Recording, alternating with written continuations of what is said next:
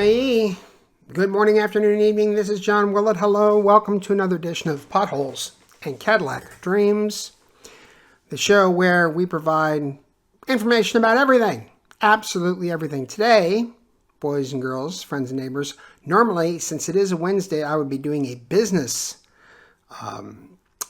episode. But today we're going to do a politics episode because there's something coming up tomorrow night that I wanted to talk about. I'm sure you've heard that there's this debate going on between two candidates, and I have a couple of thoughts on it. So we're actually even going to skip all the personal stuff because I'm in the middle of a whole bunch of stuff, and we'll talk about it later. But today we're going to talk about the debate. I have found it interesting, being a student of politics, that this debate is happening, and I believe it is the very first debate, presidential debate, that has ever been done, that is happening before the political conventions. I'm sure you all know that as well, but it bears repeating that this is the first and only presidential debate that I can remember, since presidential debates started up again in 1960, that you have a debate going on before the conventions for both the Democratic and Republican Party. I find this very, very interesting, and I will tell you why in the next few minutes. Let's start with the Republicans. Donald Trump is the presumptive nominee. Donald Trump runs the Republican Party. Donald Trump has all of his minions in Republican Party and the Republican National Committee positions. This is his party, and that's the way it is. I'm not trying to tell you anything that you don't already know. He runs the show. However, I'm going to be using a phrase over and over and over, and I'm going to write it here so that you remember it. The phrase is, and I apologize, kids, if you've got your kids around the YouTube or the Buzzsprout, or however, if you've got kids around, this is the time to put things in their ears so that they don't hear this phrase. The phrase is shits the bed. Shits the bed. That encompasses all kinds of mishaps, misstatements, exclamations, yellings, hollerings, whatever might happen during this debate. Shits the bed. Why I find it is so interesting that this debate is happening before the conventions is just for that reason. So let's start with the Republicans. It's going to be different than the Democrats by far. My opinion is that if Donald Trump shits the bed, meaning he does 1 or 2 or 3 or 40 different things that just look horrible on television and that soccer moms can't stand and that maybe rile up his base but really infuriate the rest of the Republican Party, I think there's an outside chance that the Republican powers that be, that's the word to use, powers that be, the Republican powers that be will say to him, you're going to bring the whole party down with us. You've got to get out. Now, my thought is, Trump being Trump, he's going to say, why don't you kiss this, and I'm staying in, and to hell with you. Either that, or Trump says, okay, I'll take all my toys and leave, and I'll form a third party, and I'll go up against you guys, and we'll split the vote, and the Democrats will waltz in. Either or. One of those two things would happen. The challenge comes that most of the Republican National Committee positions are held by, for lack of a better term, Trumpers. It's a phrase I always use. That makes it extremely difficult for the party to go around Trump's back and use the Republican National Convention as a vehicle to nominate somebody else, because his folks are everywhere. So the thought that Mr. Trump, if he does lay a big fat dump in the sheets, would leave the nominating process, particularly since he's making a lot of money. Let's not forget, boys and girls, that he's earning lots and lots and lots of cash doing this, and it's not a bad gig to have, considering the millions he's raking in. If he does, I find it extremely difficult to think that no matter what his faux pas is, no matter what his challenge is, no matter what he does, no matter what he says, no matter what happens, even if he drops his trousers and takes a dump on the podium, I don't think anything changes. I think he stays the nominee because the Republicans really can't change him. If they do, they're going to split the conservative vote, and the Democrats are going to sweep the House and sweep the Senate. Now, the Democrats. That's an entirely different story, boys and girls. So everybody gather around, because this is my theory, and this has always been my theory, and I am speaking as a Democrat, as you all know. I make no bones about it. But this Democrat is saying that if Joe Biden goes out on Thursday night and shits the bed, and I mean a big old dump, if he does, the very next day, I think he has a rally in North Carolina or something like that. I believe at the North Carolina rally, you're going to have the powers that be in the Democratic Party coming up to him and saying, Mr. President, you can't do this. You can't do this. You can't run. If you run, you're going to drag the whole Democratic Party down with you. Not only will Trump win, but there will be a new House that will be much more Republican. There will be a new Senate, which will be Republican, and you'll have Trump as head of state, and there goes your democracy. There it goes. It's gone. So, here's your choice. Now would be the time to resign the presidency, let Vice President Harris take over. Vice President Harris is not going to run for president because I do not believe she could beat Donald Trump. I believe she's too unpopular. And we're going to work on figuring out who the appropriate candidate would be. Now, I made a small list. This is just a small list. So bear with me a half a second while I pull my list out and so I can read it. We being the Democrats, have quite a few potential candidates in the wings that I believe would beat Donald Trump rather handily because he's Donald Trump. You know. Hakeem Jeffries, Gretchen Whitmer, Amy Klobuchar, Pete Buttigieg, Roy Cooper, Gina Raymond, Phil Murphy, J.B. Pritzker, Stacey Abrams, Kamala Harris, who's iffy, Elizabeth Warren, Gavin Newsom, Cory Booker. That's just a small list. That's off the top of my head. When President Biden finishes his term, he'll be 86 years old. He's 82 years old now. If something happens in the debate on Thursday, and this is, I believe, before the Republican National Committee was overrun with Trumpers, I believe this was their thought as well. We'll have plenty of time to move this candidate out and put a new candidate in so that the party is not affected, so that things can go more our way than the way they should be going. I firmly believe that. However, with the Republican National Committee firmly in Donald Trump's hands, I can't see that happening. I don't know how it would happen.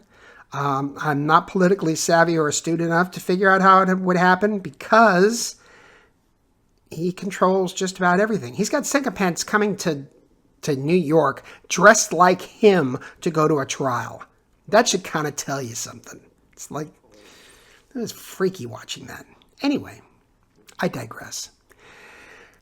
In the Democratic side, Democratic Party has always been one big cluster mess. Anyway, we always have been. We don't do things nice and smoothly and easily. We have to make a big to-do and a hoo-ha and all kinds of stuff has to go on because that's the way we are. We're the Democratic Party and we're just a big old sloppy mess. So, that's what I'm anticipating. But it gives the Democrats some time to ease the president out. And again, I was just thinking about it. He doesn't really need to resign the presidency. He just needs to step the hell out of the way. So maybe he doesn't resign the presidency. Maybe he says, you know what, I'm going to finish out my term, and then that keeps Kamala Harris in place, and then she doesn't run for the presidency, and that's probably a good thing for us Democrats. But if he steps out of the way and says, you know what, I'm not going to run again, I've decided against it, that was too big a dump that I laid on the bed, and I can't recover from that, and I'm not going to cost this republic their democracy, which is essentially what would happen, boys and girls, if you had a Republican Congress and a Republican Senate and a Republican president. You would never vote again. And I'm being very serious. You would never vote again. And that's just the deal. He said it. Look at his speeches. He says it. So I'm not making anything up here. I'd like to vote again, to be quite honest. I kind of enjoy voting. I've always voted in every single election that has been out there, including local elections. I like it. I like casting my vote. I don't want to not cast my vote. To give you an example, this is an offshoot of what we're talking about, but we have so many friends right now who have alternative countries they're going to go to if Donald Trump is elected. Alternative countries: Canada, Mexico, Panama, Portugal, Spain, Italy. Those are the ones off the top of my head that I've heard from people's mouths saying, oh, no, if he wins, this is where we're going. We're looking into dual citizenship. We're looking into this. We've got property. We've bought a house. We've done this. We've done that. People have actually made plans to get the hell out of Dodge. So if Joe Biden shits the bed, I believe after some thought and reflection, he would step aside and he would let another candidate go in his stead. Now, it just all depends on who that candidate is, and I don't know how the Democrats would do it other than your basic smoke-filled room and looking at numbers and getting all their best, the best and the brightest together for one shot at figuring out who the candidate should be that can best beat Donald Trump. But I believe it would give them a better shot at beating Donald Trump than Joe Biden does. I mean, that's a sad thing to say, but I mean, I'm going to hold my nose and close my eyes and vote for Joe Biden. That's what I'm going to do. I'm not thrilled about it. I'm not happy about it. But that's what I'm going to do. And I think having the debate when they're having it would give them plenty of time to come up with a plan B. And I think that's literally the reason why this debate is being held so far in advance of the conventions. I just can't see any other reason for it, because why? There is no real reason that you should have a debate before a convention unless you plan on perhaps changing the candidate that you have in place with another candidate and voting that candidate in at the convention that you're talking about. Now again, being a Democrat and knowing how the Democratic Party works, it could be a flippin' free-for-all. You could have all those folks I just mentioned be candidates for president, come into the convention, having the convention a wide open affair, and literally having the first multiple ballot convention since 1952, I think. Not counting the 1956 vice presidential count where Adlai Stevenson opened the convention up for the vice presidential contest, and Estes Kefauver and then young John Kennedy ran for the vice presidential nomination. That was a multiple ballot affair. But in terms of presidency, 1952, I believe, was the last time there was a multiple roll call vote for president. Every other one since then has been a first ballot affair. That would change pretty dramatically, I believe, during this Democratic convention. It would definitely be must-see TV, and it would definitely be something that you would want to watch, because, as I said, we Democrats, we make just a mess of stuff all the time. And Lord only knows if they threw the convention open, which is what all those folks on my list would want them to do, It would be quite interesting. I mean, I'm looking at the list again. You got Hakeem Jeffries from New York, by the way. Gretchen Whitmer, Michigan, another large. I'm thinking delegate counts here. So you got New York, Michigan, Klobuchar, Minnesota, Buttigieg. I can't remember where he was. I'm just looking down the list. Gina Raymond is Rhode Island, but that's J.B. Pritzker. Oh, Phil Murphy is New Jersey. That's a lot of delegates. J.B. Pritzker is Illinois. That's a lot of delegates. Stacey Abrams is Georgia in the South. Elizabeth Warren, Michigan. Massachusetts. Gavin Newsom, California. Hello. And then you've got Cory Booker from New Jersey as well. So, I mean, everybody, there's lots of delegate there. Lots of favorite son candidates that could happen in a convention where it gets thrown open. Either that or the powers that be sit down and they figure out a candidate. But I can't imagine that group going, oh, yeah, sure, we think that person is absolutely qualified to be president of the United States over me. Keep in mind that all these folks probably want to be president of the United States, and therein lies a huge challenge. You got lots of egos going there. And so I would anticipate a wide open convention. I don't anticipate a smoke-filled room where all the Democratic powers that be get together and come up with a name. And in the meantime, the Republicans would be stuck with what they're stuck with. And I think that's the way it's going to go. Somebody's going to shit the bed. And when that happens, stuff's going to happen. Depending on whether it's the Republicans or the Democrats. That's why Thursday night is maybe must-see TV for a lot of you all, but must-not-see TV for me because I think the whole thing's cringeworthy. I can't imagine this debate going well, no matter how you look at it. I can't imagine a debate similar to, Carter, Ford, Carter, Reagan, Nixon, Kennedy, that type thing, something, polite. I don't believe that there's going to be any polite discourse on Thursday night, and it gets me a little icky to watch something like that. I don't. It's beneath the United States of America for our candidates to act the way I think things are going to go on Thursday. But I'm sure there'll be lots and lots and lots and lots of people watching. And I can tell you that at 11, I think it's 11 o'clock that it finishes.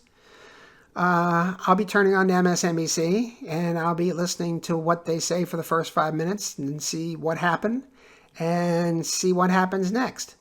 But if there is a huge challenge, I believe at least in one party you'll see a huge change. If there's a huge challenge, there'll be a huge change.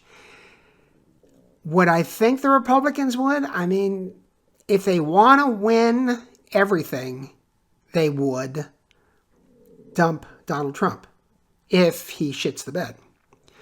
You would bring in somebody like a Mitt Romney or somebody like that. Somebody who's had his challenges with Trump so that you would basically reconnect the Republican Party with the soccer moms that have become a huge conglomerate of votes in this country. I believe they would be more attracted to a Mitt Romney than they would be to a Donald Trump. They always will be. But would the Republican Party go that far? I don't know. There's certainly a lot of names in the Republican Party that would be interesting. I believe Ryan in Wisconsin. Paul Ryan, I believe, would be a tremendous candidate for president. I think he would bring together, I think, parts of the party that need to be brought together. I think he would attract the soccer moms. I think he would attract people who have moved away from the Republican Party because of Donald Trump.